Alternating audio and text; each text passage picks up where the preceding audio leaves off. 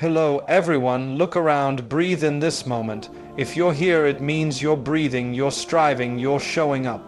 And if you're feeling like you've been in a season of waiting, of grinding, of quiet perseverance, this message is for you. I'm here not to offer a hollow promise, but to point to the compass, because good times aren't just random luck. They are often preceded by certain signs we can miss if we're not looking. They are the whispers of the dawn before the sun breaks the horizon. Today, I want to show you the 3 big signs that good times are coming. The very feeling you're trying to push down, that subtle chafing against the walls of your current reality, that quiet voice that whispers, there has to be more than this. That is not a sign of failure. It is not a symptom of your inability to be grateful or content. Please understand this. That restlessness is the most profound and sacred sign that good times are not just a vague wish, but a destination your soul is already navigating toward. This is the uncomfortable pivot, and it is the engine of your evolution. Think of the most magnificent transformations in nature. The caterpillar does not simply grow wings. It must first enter a state of complete dissolution within the chrysalis. Its old body, its entire way of being, breaks down into a kind of biological soup, a messy, formless, and utterly essential state of chaos. From that chaos, the imaginal cells begin their work, building something entirely new, something capable of flight. Your restlessness is that moment of dissolution. It is the old you, the you that has served its purpose, beginning to soften and break down to make room for the structures of the person you are becoming. The comfort of the leaf is gone. The certainty of crawling is over. You are in the soup, and it is terrifying. And it is necessary.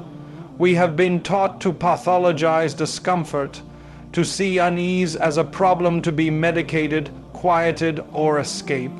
We scroll, we numb, we stay busy. We cling to the familiar shore long after our ship is meant to sail. But what if that ache in your spirit is not a malfunction, but a homing beacon?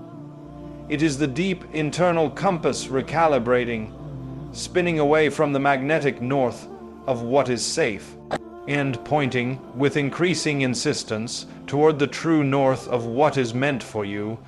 This feeling often arrives not when everything is falling apart, but paradoxically when things are fine. Stable, adequate, and yet adequate starts to feel like a slow death. The job pays the bills but drains your curiosity.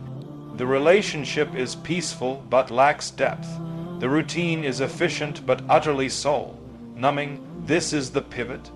Your spirit is saying, this chapter is complete. The lessons here are learned. The growth has plateaued. It is time to turn the page. This discomfort manifests in 1,000 subtle ways. It's the Sunday night dread that feels heavier than it used to. It's the spark of envy you feel not for someone's possessions, but for their purpose. A clear sign of a desire unclaimed within yourself. It's the projects that once excited you now feeling like empty boxes. It's the conversations that feel repetitive, the goals that feel small, the future that looks predictable, and in its predictability, utterly bleak. This is not ingratitude. This is intelligence. Your deepest self is conducting a full system audit and returning a report that reads, current operating parameters are insufficient for the soul's required expansion. Upgrade imminent.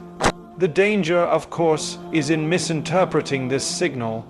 We can mistake this sacred restlessness for a call to burn everything down impulsively. That is not the pivot, that is the panic. The true uncomfortable pivot is a conscious, often slow, turn on the axis of your own values. It is not about running asterisk from asterisk something, but turning asterisk toward asterisk, something your heart has already glimpsed. It begins with questions, not actions. What is this feeling trying to tell me? What aspect of my life feels most constricted? If I weren't afraid, what tiny turn might I make? The pivot might start internally, a shift in mindset, a forgiveness, a release of an old story that has defined you. It might be the courage to have a difficult conversation you've been avoiding, one that clears the air for new growth. It might be signing up for the course, sketching the business idea on a napkin, or finally booking the appointment you've been putting off. This process is inherently lonely because you are leaving the shared territory of the familiar for the uncharted land of your potential. People around you who are comfortable with the you they know may question your unease. They may say, "Why can't you just be happy with what you have?" They are speaking from the shore, while you are feeling the tide pull you to sea. You must learn to trust the tide within you more than the commentary from the beach. So, if you are lying awake at night with a heart that won't settle, if you feel a strange mix of grief for what is and a terrifying excitement for what could be, if the well-worn path now feels like a cage, do not despair, do not shut it down, lean into it. That pressure you feel is not the world crushing you. It is the press of a new version of yourself, struggling to be born. The seed does not feel the comfort of the soil. It feels the pressure of its own growth, pushing against the dirt. Your discomfort is the same. It is the friction of your own becoming. The good times you are waiting for are not a passive reward that will descend upon you when you've suffered enough. They are being actively forged in the crucible of this very discomfort. The new job, the deeper connection, the creative explosion, the era of peace. These are the destinations. But the uncomfortable pivot is the journey. It is the courageous act of turning your face from the setting sun of what was and setting your feet on the path toward the dawn of what will be. The ache is the map, the restlessness is the fuel. The pivot is the first and most courageous step into the good times that are coming, specifically because you were brave enough to turn toward them. This feeling right now that you're shouting into the void, that your hard work is met with silence, that you're diligently building something no one can see and no one seems to acknowledge, this is not a sign of failure. This is the second and perhaps most crucial sign that good times are on the horizon. I call it ***, the unseen foundation. ***, and I need you to understand its profound, non-negotiable importance. Imagine you are standing at the edge of a vast, empty plot of land. The vision is clear in your mind, a magnificent structure gleaming in the sun, full of life and activity. It is your dream realized, but before a single celebratory ribbon can be cut, before the first person walks through its doors and gasps at its beauty, you must spend days, weeks, months in the mud. You are down in a deep, dark hole. The air is cold and thick. Your hands are dirty. You are pouring concrete, setting rebar, laying pipe, and wiring circuits. To anyone walking by, it looks like a mess. It looks like chaos. It looks, frankly, like nothing at all. Just a hole in the ground. There is no glory here, no applause, only the gritty, monotonous, essential work of creating something that can last. This is where you are, right now. You are in the foundation phase, and everything you are doing, especially when it feels futile and invisible, is part of that sacred, subterranean work. We live in a world that worships the ribbon cutting. We are hypnotized by the overnight success, the viral moment, the dramatic unveiling. We see the singer on stage and forget the decade of empty gigs and vocal training. We see the published author and forget the years of rejection letters and manuscripts written in lonely hours.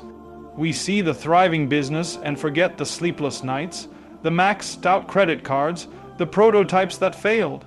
Our culture's spotlight shines only on the finished structure, blinding us to the truth that anything of enduring value is always built first in the dark. So, let's reframe this silence. This period of unseen effort is not a punishment. It is a protective grace. It is the universe's way of giving you the gift of focus, free from the distorting pressures of external opinion and premature applause. When no one is watching, you are free to experiment, to fail, to learn, to iterate. You are free to be a student. You are free to build for the right reasons, for the love of the craft, for the integrity of the vision, for the sheer necessity of bringing it to life, and not for the fleeting dopamine hit of a like or a compliment. This silence is the incubator of authenticity. In the dark, you are forced to find your own light. You are forced to answer the question, do I believe in this, even if no one else ever will? Consider the artist in her studio, facing a blank canvas for the 100th time. The 1,000 brushstrokes that no one will ever see individually, the layers of paint that form the underpainting, the sketches that are painted over. This is the unseen foundation of the masterpiece.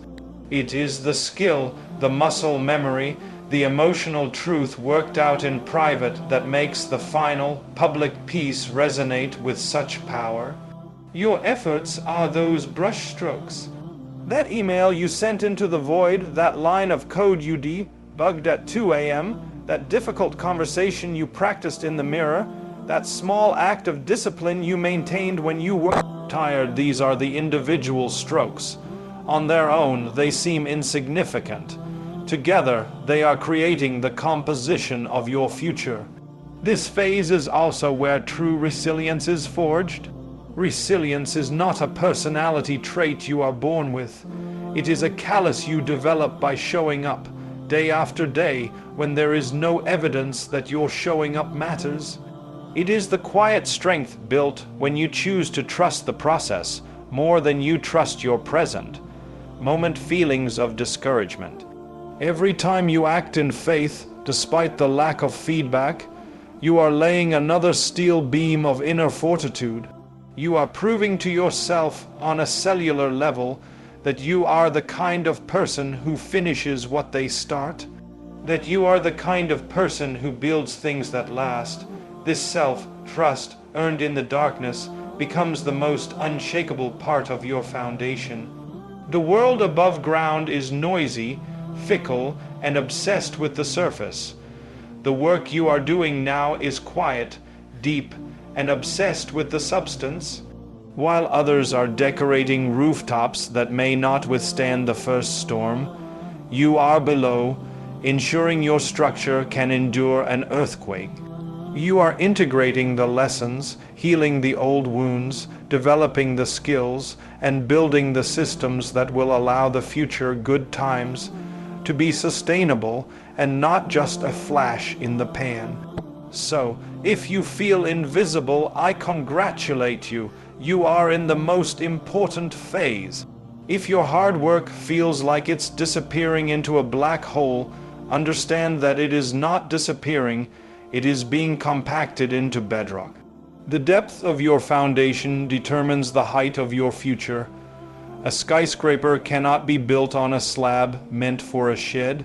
The weight of your coming success, the responsibility, the opportunities, the impact requires a foundation of immense strength. And that strength is only built by consistent, unseen pressure over time. Embrace the anonymity, cherish the quiet. There is a profound freedom in building something for its own sake, for the truth of it, before the world gets to have its opinion. Your moment in the sun will come, the doors will open, the people will arrive. But when they do, and they marvel at what you've built, you will know the secret. You will know that the true miracle wasn't the gleaming exterior they see, but the mighty, unseen foundation beneath it. The foundation you built with your own hands in the dark, when you believed in something you could not yet see. Keep digging, keep pouring, keep faith. The world above is waiting for what you're building below.